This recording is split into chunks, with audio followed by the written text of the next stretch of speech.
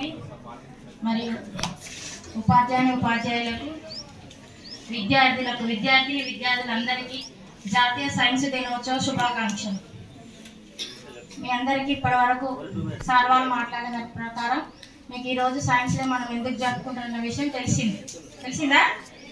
ఎందుకు? Sir CV Raman గారు Raman effect కనుగొన్న రోజు February 28, 1928 కాబట్టి ఆ రోజు నుంచి పరిగణలోకి వచ్చింది కాబట్టి మనం నేషనల్ సైన్స్ డేగా జరుపుకుంటాం అన్నమాట. మరి రామన్ ఎఫెక్ట్ ఏం చెప్తుంది అని అంటే, ఎప్పుడైతే లైట్ రేస్ అనేవి మనకు ట్రాన్స్పరెంట్ మీడియం నుంచి పోయినప్పుడు ఇట్ చేంజెస్ ఇట్స్ బిహేవియర్, దాని బిహేవియర్ని చేంజ్ చేసుకుంటుంది. మరి దాని ద్వారా మనకేం లాభం మరి తెలుసా? రామన్ ఎఫెక్ట్ ఎక్కడెక్కడ యూజ్ చేస్తారు? మన మాలిక్యులర్ షేప్స్ తెలుసుకోవడానికి. ఇప్పుడు H2O ఉంది, దాంట్లో హైడ్రోజన్ ఆక్సిజన్ మధ్యలో ఉన్నటువంటి కెమికల్ బాండ్స్ చూడడానికి. తర్వాత మన బాడీలో ఈ మధ్య కాలంలో బయోసైడ్ కూడా యూజ్ చేస్తున్నారు మనకు క్యాన్సర్ సెల్స్ని రికగ్నైజ్ చేయడానికి. తర్వాత డిఎన్ఏస్, లిపిడ్స్ వాటిల్లో ఉన్నటువంటి ఏమైనా స్ట్రక్చరల్ డిఫరెన్సెస్ ఉండి దానికి సంబంధించినటువంటి ఏమైనా డిసీజెస్ ఉంటే కూడా ఈ రామన్ ఎఫెక్ట్ అనేది ప్రస్తుత కాలంలో ఉపయోగిస్తున్నారు. అందులోనే కాకుండా ఏమైనా పెద్ద ఇండస్ట్రీస్లో మనకు మెషిన్స్లలో ఏమైనా కన్స్ట్రక్షనల్గా ఏమైనా డిఫెక్ట్స్ ఉంటే కూడా ఈ రామన్ ఎఫెక్ట్ని ఉపయోగించి మనం తెలుసుకోవచ్చు. అలానే కొత్త కొత్త ఆటమ్స్, మాలిక్యూల్స్ ఫైండ్ అవుట్ చేయనప్పుడు వాటి యొక్క క్యారెక్టరిస్టిక్స్ ఫైండ్ అవుట్ చేయడానికి కూడా ఈ రామన్ ఎఫెక్ట్ని ఇప్పుడు ఉపయోగిస్తున్నారు. మీకు ఎక్కువగా డిగ్రీ ఆ స్థాయిలో పోయినప్పుడు ఇది మీకు బాగా సుపరిచితం అవుతుంది. ఇప్పటి వరకు పేరు మాత్రమే తెలుస్తుంది. అలా సివి రామన్ గారు చేసిన కృషికి నోబెల్ ప్రైజ్ ఇచ్చారు, భారతరత్న కూడా ఇచ్చి గౌరవించడం జరిగింది. అసలు సివి రామన్ గారు పుట్టింది ఎప్పుడు అంటే నవంబర్. యాక్చువల్ అందరూ ఏమనుకుంటారు బర్త్డే అనుకుంటారు. బర్త్డే రోజు కాదు ఇది. ఏంటిది? రామన్ ఎఫెక్ట్ కనుగొనబడిన రోజు అన్నట్టు. వీళ్ళందరూ కూడా చక్కగా పిల్లలందరూ ఒక 75 ఎక్స్పెరిమెంట్లతోని వాళ్ళకు సొంతంగా ప్రాజెక్టులతోని పాల్గొనడం అనేది చాలా సంతోషకరమైనటువంటి విషయము. ఒక సైన్స్ టీచర్గా నేను చాలా హ్యాపీగా ఫీల్ అవుతున్నాను పిల్లలందరూ ఇలా పాల్గొనడము. అయితే మీరు ఏం చేయాలి అని అంటే, అన్నీ ఉన్నాయి కదా అని అంటున్నారు మిగతా టీచర్ వాళ్ళు. అర్థమైందా? అంటే ఉన్నాయి మోడల్స్ వేసిరు కదా, కొత్తవి లేవు కదా అంటారు కదా. నెక్స్ట్ ఇయర్ నుంచి ఏం చేయాలి? ఒక 70 వేసిరు, దాంట్లో ఒక 10 అన్న ఎలా ఉండాలి? కొత్తగా ఉండాలి. యూట్యూబ్ చూడకుండా మీ సొంతంగా మీకు ఎలా ఐడియా వస్తే అలా చేసుకొని రావాలి. సరేనా? నెక్స్ట్ ఇయర్ నుంచి అలా ఆలోచిద్దాం. ఒక 10 అన్న కొత్తగా ఉండాలి. మిగతావన్నీ కూడా మోడల్స్ వేసినా కూడా ఒక 10 అనేది న్యూలీ ఉండేటట్టుగా. మరి ఎలా వస్తుంది ఆలోచన చేయాలని? ఎలా వస్తుంది? ఫస్ట్ పూర్వకాలంలో అంట ఒక ఊరు నుంచి ఒక ఊరికి ఏదన్నా మ్యాటర్ చెప్పాలి అని అంటే ఎలా పోయేవాళ్ళు తెలుసా? పోస్ట్ మ్యాన్ రాకంటే ముందు ఎట్లా పోయేవాళ్ళు? ఇప్పుడు మీ ఇంట్లో ఏదైనా కార్యం చేస్తున్నారు, ఫంక్షన్ చేస్తున్నారు, పక్క ఊళ్ళో మీ చుట్టాలకు చెప్పాలంటే ఎలా పోయేవాళ్ళు? ఎలా పోయేది మెసేజ్? అప్పట్లో బస్సులు కూడా లేకంటే ముందు ఎలా పోయేవాళ్ళు? నడుచుకుంటూ పోయేవాళ్ళు. ఒక మెసేజ్ చెప్పాలంటే 2-3 రోజులు నడుచుకుంటూ పోయి చెప్పేవాళ్ళు. మరి అలానే ఇప్పుడు చెప్తున్నాము మనం? చెప్పట్లేము. ఎందుకు చెప్పట్లేము? మార్పు అనేది వచ్చింది. ఎలా వచ్చింది మార్పు? మనకు అవసరం నుంచి వచ్చింది. మరి నడవడం ఏమైపోతుంది? రోజుల్లో కష్టమైపోతుంది కదా. తర్వాత ఏమొచ్చినాయి? సైకిల్స్ వచ్చినాయి, తర్వాత ఎడ్ల బండ్లు వచ్చినాయి, అవునా? తర్వాత బస్సెస్, ట్రైన్స్, తర్వాత ఏరోప్లేన్స్, ఒకదాంతో ఆగిపోయినామా? తర్వాత రాకెట్స్, ఇట్లా డిఫరెంట్ ప్రయాణానికి సంబంధించి వచ్చినవి. అలానే ఏదైనా సమాచారం చేరవేయాలంటే లెటర్స్, పోస్ట్ కార్డ్స్ ఇవన్నీ పోయి ఇప్పుడు ఏమొచ్చేసినాయి? మనకు ఫోన్స్ వచ్చేసినాయి. అంతకుముందు ఎలా ఉండే? ల్యాండ్ ఫోన్స్ ఉండే, వైర్తో నడిచేవి, చూసిరా?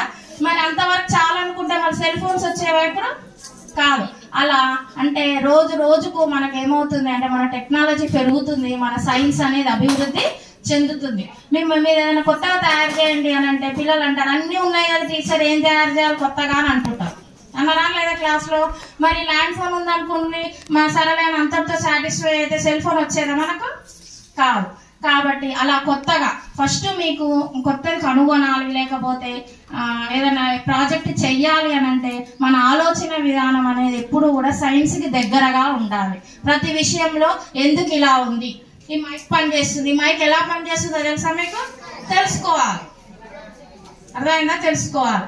తర్వాత మన ఇంట్లో ఫ్యాన్ ఉంది, బల్బ్ ఉంది. బల్బ్ ఎవరు తయారు చేసారో తెలుసా? సైంటిస్ట్. థామస్ ఆల్వా ఎడిసన్ ఒక్క బల్బు తయారు చేయడానికి 500 ప్రయోగాలు ఫెయిల్ అయ్యిండు. 500 సార్లు ప్రయత్నించి తర్వాత లాస్ట్కి బల్బ్ అనే దాన్ని కనిపెట్టింది. బల్బు కనుగొనక ముందు ఎలా ఉండేది, మనకు ఎలా వాడేవాళ్ళం? నూనె దీపాలు, తర్వాత కిరోసిన్, క్యాండిల్ ఇవి వాడేవాళ్ళం కదా. తర్వాత మన అవసరం అనేది ఎలా మారిపోయింది, ఒక ఆవిష్కరణకు. ఇప్పుడు మీ ఇంట్లో వ్యవసాయం దగ్గర ఏం చేస్తారు, మీరున్నప్పుడు కరెంట్ ఉండదు, మోటార్స్ వేయడానికి చాలా ఇబ్బంది పడుతుంటారు కదా. కరెంట్ షాక్ వచ్చి ఎంతో మంది రైతులు చనిపోయారని పేపర్లో చదువుతుంటారు కదా. మరి దానికి ఏం కనుగొనాలి, మన సైన్స్ తరఫున మనం ఏం చేయాలి, దానికి పరిష్కారం చూపించాలి. పొలాలు ఎక్కడో దూరంగా ఉంటాయి, మనం ఇంట్లో ఉంటాం, అప్పుడు కరెంట్ వస్తుంది, పోయి మోటార్ ఆన్ చేయాలి, అర్ధరాత్రి వస్తుంది. అలాంటప్పుడు ఎంతో మంది రైతులు కరెంట్ షాక్ వచ్చి చనిపోయిన వాళ్ళు ఉన్నారు కదా. మరి సైన్స్ ఏం చేయాలి, దానికి సమస్యలకు పరిష్కారాన్ని చూపించే విధంగా సైన్స్ అనేది ఉండాలి. సైన్స్ స్టూడెంట్ అనే వాళ్ళు ఎలా ఉండాలి, సమాజంలో ఉన్నటువంటి సమస్యలకు పరిష్కారం చూపించేదా. అది పెద్ద సమస్య కావాల్సినటువంటి అవసరం లేదు. చిన్న వాటికి పరిష్కారం చూపించినా కూడా మీరందరూ కూడా సైంటిస్టులు అన్నట్టే. చిన్న సమస్యకి పరిష్కారం చూపించినా కూడా మీరందరూ కూడా ఏమైనట్టు సైంటిస్టులే. సైంటిస్ట్ అంటే పెద్ద నోబెల్ ప్రైజులు తీసుకొని అట్లా కానవసరం లేదు. మీ పరిధిలో ఉన్నదానికి ఏ సమస్యకు మీరు పరిష్కారం చూపించినా కూడా మీ పరిధిలో మీరు ఒక సైంటిస్ట్ కిందనే మీరు అనుకోవచ్చు అన్నట్టు.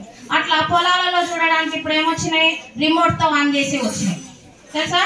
అలానే పత్తి మందు కొట్టి ఆ మందుతో ఇన్ఫెక్షన్స్ వచ్చి చనిపోతున్నారని ఇప్పుడు డ్రోన్స్ తోని పత్తి మందు కొడుతున్నారు. చూసిన ఎప్పుడైనా మీ పొలాల్లో డ్రోన్ వచ్చింది ఎప్పుడైనా? అంటే ఏంటంటే మనకు సైన్స్ అనేది డెవలప్ అవుతుంది. సైన్స్ మన నిజ జీవితంలో ఏం చేయాలి, మనం వాడుకోవాలన్నట్టు. అలా వాడుకోవాలి అని అంటే మనందరం కూడా సైన్స్కు దగ్గరగా ఆలోచించాలి. మూఢనమ్మకాలను అస్సలే నమ్మొద్దు. మన సైన్స్ టెక్స్ట్ బుక్ లో ఏమున్నాయో ఆ విషయాలను మాత్రమే వాడాలి, చదువుకోవాలి. అందరికి ఇక్కడ బ్యాటరీ అంటే తెలుసు, ప్లస్ మైనస్ అంతా అంటే తెలుసు. కానీ ఇంట్లో బల్బు పోతే బల్బు పెట్టడం వస్తుంది ఎవరికన్నా? గర్ల్స్కి వస్తుందా బల్బు పెట్టడం? రావాలి. ఎందుకు? బల్బు కూడా ఒక ప్లస్ మైనస్ ఉంటాయి కదా, మనం అది చూసుకొని ఫిక్స్ చేయడం రావాలి. అంటే నువ్వు చదువుకున్న దాన్ని నీ నిజ జీవితంలో ఉపయోగించుకున్నప్పుడు మాత్రమే సైన్స్కు విలువ అనేది ఉంటుంది. కాబట్టి ప్రతి ఒక్కరూ కూడా ఏదైనా విషయం తెలుసుకున్నప్పుడు, లేకపోతే ఏదైనా కనిపించినప్పుడు ఎందుకు, ఎలా అనేది ప్రశ్న వేసుకోండి. మీకు మీరే మీ టీచర్స్ని అడగవచ్చు, మీ పేరెంట్స్ని అడగవచ్చు, లేకపోతే ఇప్పుడు అందరికీ ఫోన్స్ ఉన్నాయి, గూగుల్లో సెర్చ్ చేసుకోవచ్చు. ఏదైనా ఎందుకు అనే ప్రశ్న మీకు వస్తే ఆటోమేటిక్గా దాని ఆన్సర్ కోసం మీరు ఏం చేస్తారు, వెతుకుతారు. ఆన్సర్ తెలిసినప్పుడు మళ్ళీ దానికి ఇంకా ఏమైనా ఈజీ మెథడ్ ఉందా అని మీరేం చేయొచ్చు, ఆలోచించవచ్చు. విమానం చూసినా మీరందరూ? విమానం ఎవరు కనిపెట్టారు? రైట్ బ్రదర్స్ కనిపెట్టారు. మరి వాళ్ళకి ఎట్లా వచ్చింది ఆలోచన? వాళ్ళు స్కూల్కి పోయి ఇలా చదువుకోగానే ఇంకా నేను ఏరోప్లేన్ కనిపెడతాను పోయిర్రా. వాళ్ళు ఇట్లా బర్డ్స్ ఉంటాయి కదా, బర్డ్స్ ఎగురుతుంటే చూసి బర్డ్ లాగా మనం ఎందుకు ఎగరలేకపోతున్నామని వాళ్ళు 2 అట్టాలు వాళ్ళ వీపు కట్టుకొని ఎగరడానికి ట్రై చేసిరు. వాళ్ళు ఏమైంది, మరి ఎగురుతారు వాళ్ళ ఎగరలేక ఎన్నోసార్లు కింద పడిపోయారు. తర్వాత దీన్ని ఎలా చేయాలి, అలా కాదు, దీంట్లో ఉన్నటువంటి ఫిజిక్స్ సూత్రాలు ఏంటివి, ప్రిన్సిపల్స్ ఏంటివి, దానికి కావాల్సినటువంటి ఇంజన్స్ ఏంటివి, అవన్నీ తెలుసుకొని తర్వాత వాళ్ళిద్దరు బ్రదర్స్ కలిసి ఏం చేసిర్రు, ఏరోప్లేన్ ని కనిపెట్టిరు. ఎగిరిరా ఎగరలేదా? లాస్ట్కి ఎగిరిరు. అంటే వాళ్ళలో ఫస్ట్ ఏమొచ్చింది, ఒక కోరిక ఏమొచ్చింది, వాళ్ళకు కూడా ఎగరాలి అనేది వచ్చింది. దానికోసం వాళ్ళు కృషి చేసిరు. కృషి చేసిన తర్వాత ఒక ఇన్వెన్షన్ కి దారి తీసింది. అలా మీలో కూడా ఏం కావాలి, ఒకదాన్ని చెయ్యాలి, ఒకదాన్ని నేర్చుకోవాలి, లేకపోతే ఒకదాన్ని సొల్యూషన్ చేయాలి. మీ ఇంట్లో చిన్న సమస్యలు ఉంటాయా ఉండవా? వాటర్ ఇట్లా పోయే వాళ్ళు ఆ పైప్ లైన్ అట్లా ఇట్లా ఉంటే ఈ వాటర్ పైప్ లైన్ ఇలా పంపించవచ్చు కదా, అట్లా ఐడియాస్ వస్తాయా మీకు ఇళ్లలో? వస్తాయి కదా. అట్లా చిన్న ఐడియాస్ వచ్చినా కూడా మీరు సైంటిస్ట్ అన్నట్టే. ఎందుకు? ఒక సమస్యకి పరిష్కారం చేయించారు కదా మీరు. అలానే మనకి గ్రావిటేషనల్ ఫోర్స్ ఉందా లేదా? ఇప్పుడు gravitational force sir Isaac Newton అనే సైంటిస్ట్ చెప్పకంటే ముందు కూడా గ్రావిటేషనల్ ఫోర్స్ ఉంది. కానీ ఎప్పుడైతే న్యూటన్ 3 లాస్ తెలుసో స్టోరీ, ఐజాక్ న్యూటన్ యాపిల్ చెట్టు కింద ఆయన ఒక చిన్న అబ్బాయిగా ఉన్నప్పుడు కూర్చుంటే యాపిల్ ఏమవుతుంది, జనరల్ గా చెట్టు నుంచి మనం రోజు చూస్తూనే ఉన్నాం కదా, మామిడి పండు పడుతుంది, అన్ని పండ్లు పడుతూనే ఉన్నాయి. జనరల్ గా మీరైతే ఏం చేస్తారు, ఎప్పుడు తీసుకొని తిన్నామా అని చూస్తుంటారు కదా, అంతే కదా. కానీ ఐజాక్ న్యూటన్ అలా చేయలే. ఏమనుకున్నాడు, యాపిల్ ఎందుకు నా నెత్తిలో చెట్టు కింద కూర్చున్నాడు కదా, నా మీద పడేసాడు, నా మీద ఎందుకు పడింది అంటే పైకి పోవచ్చు కదా అని అనుకున్నాడు. కానీ ఆ ఆలోచన రావడం ఉండడం ఎంత గ్రేట్ కదా, అవునా కదా? అట్లా ఆయనకు వచ్చినటువంటి ఆలోచన ఆయన నిద్రపోనీయలేదు. ఎందుకు యాపిల్ కింద పడ్డది, పైకి పోవచ్చు కదా, పైన చాలా ప్లేస్ ఉంది కదా, చెట్టు నుంచి పైకి పోవచ్చు కదా, కిందికే ఎందుకు రావాలి అని ఒక డౌట్ వచ్చి ఆయన ఊకొని యాపిల్ పండు తిని నిద్రపోలేదు. ఆ వచ్చినటువంటి డౌట్ అనేది ఆయనను పరిశోధనల వైపు మలుపు తిప్పి తర్వాత మనకు చంద్రుని గమనం ఇట్లా అనేక సిద్ధాంతాలకు, మన స్పేస్ గురించి చాలా విషయాలకు నాంది పలికింది. అలా మీరందరూ కూడా ఏం చేయాలి అంటే సైంటిఫిక్ టెంపర్తోని, శాస్త్రీయ దృక్పథంతో ఆలోచించాలి.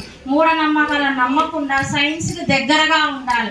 మీరు ఫిజిక్స్లో కానీ బయాలజీలో నేర్చుకున్నటువంటి విషయాలు మీ నిజ జీవితంలో ఏం చేయాలి, ఉపయోగించాలి. ఇప్పుడు పాస్కల్స్ లా అని చెప్తాం. చాలా మంది ఇక్కడ హైడ్రాలిక్ లిఫ్ట్స్, హైడ్రాలిక్ జాబ్స్ చేసుకొని వచ్చారు కానీ దాంట్లో పాస్కల్స్ లా ఉందని 2-3 తెలియదు. 9th వాళ్ళకి తెలుసు కానీ మిగతా ఈ చిన్నపిల్లలకి 8th వాళ్ళకి 7th వాళ్ళకి తెలుసా, తెలియదు. కానీ దాంట్లో ఉన్నది ఏంటిది, పాస్కల్స్ ప్రిన్సిపల్. అట్లా ప్రతి దాంట్లో కూడా ఏదో ఒక ప్రిన్సిపల్ ఉంటుంది. దాన్ని తెలుసుకునే విధంగా ట్రై చేయండి. ప్రతిదీ ఏదైనా చూసినప్పుడు ఎందుకు అని క్వశ్చన్ వేసుకోండి. మీరు అదేనా, ఎందుకు, ఎలా, ఇవి రెండు మీరు ప్రశ్నలు వేసుకోగలిగితే మీ దాంట్లో సైంటిఫిక్ టెంపర్ అనేది డెవలప్ అవుతుంది. ఆ దిశగా మీరందరూ కూడా భవిష్యత్తులో అన్ని మన ప్రపంచం మొత్తం మీద కూడా ఎక్కువ దేశ జనాభా ఉన్నది మన ఇండియాలోనే, కానీ నోబెల్ ప్రైజ్ తక్కువ వచ్చేది కూడా మనకే. ఎక్కువగా మనకు అమెరికా మనకి ఇంత దేశ జనాభా ఉన్న మనందరికీ కూడా ఎక్కువ నోబెల్ ప్రైజ్ రావాలి కదా.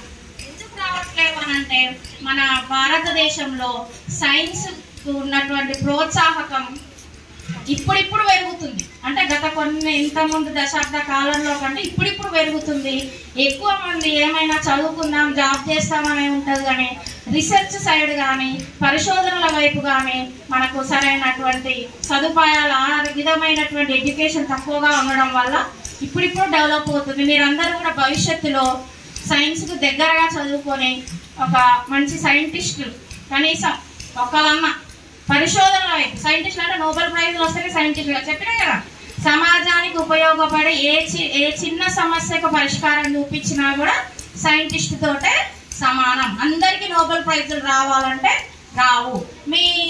మన కాలనీలలో, మన డిస్టిక్లో, మన ఊళ్ళలో చాలా మందిని చూస్తుంటాం. వాళ్ళు ఏం చదువుకోరు, అయినా కూడా చాలా వస్తువులు తయారు చేస్తుంటుంటారు కదా. వాళ్ళందరూ కూడా సైంటిఫిక్ నాలెడ్జ్, వాళ్ళ ప్రిన్సిపల్స్ తెలియకపోవచ్చు కానీ చెయ్యాలనేటటువంటి తపన ఉంది. కాబట్టి మీరందరూ కూడా భవిష్యత్తులో మన భారతదేశానికి పేరు తెచ్చే విధంగా సైన్స్ దిశలో పరిశోధనలు చేయాలని కోరుకుంటూ ఈ అవకాశం ఇచ్చినటువంటి హెచ్ఎం గారికి ధన్యవాదాలు. ఎందుకంటే సైన్స్ అంటే ఏంటి, సైన్స్ వల్ల లాభాలు ఏంటి, సైన్స్ జీవితానికి ఎలా అన్వయించాలి, అన్ని విషయాలు కూలంకషంగా చెప్పినందుకు ధన్యవాదాలు.